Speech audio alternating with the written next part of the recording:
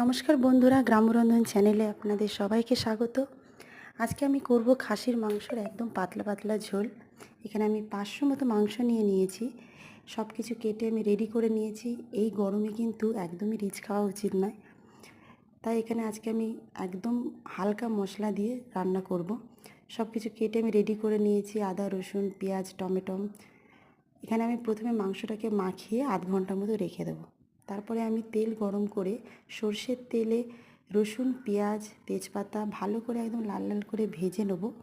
তারপরে কেটে রাখা টমেটো, আদা কুচিগুলো দিয়ে ভালো করে মশলাটাকে একটু কষিয়ে দিয়ে দেবো আগে থেকে মেখে রাখা মাংসটাকে দিয়ে মিনিমাম 30 থেকে 40 মিনিট মতো ভালো করে কষিয়ে নিতে হবে, যতক্ষণ না মাংস থেকে তেল ছেড়ে আসবে।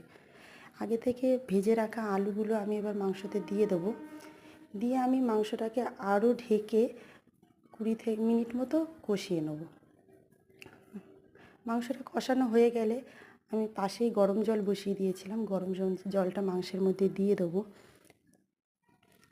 মাংসের মধ্যে গরম জলটা দিয়ে আরও 5 থেকে 10 মিনিট মাংসটা ফুটে গেলে, আলুটাও মোটামুটি সেদ্ধ হয়ে গেলে দিয়ে দেবো গরম মশলা। গরম মশলা দেওয়ার পর মোটামুটি 2 মিনিট ফুটিয়ে তরকারিটা আমি নামিয়ে দেবো। তৈরি হয়ে যাবে আজকে আমাদের খাসির মাংসের একদম পাতলা ঝোল। আপনারা ভিডিওতে দেখতেই পাচ্ছেন, একদম কিন্তু মাংসটা গাঢ় নয়, একদম পাতলা পাতলা হয়েছে। আপনারা যদি এইভাবে রান্না করতে চান, একবার রান্না করে দেখবেন, ভালো লাগবে।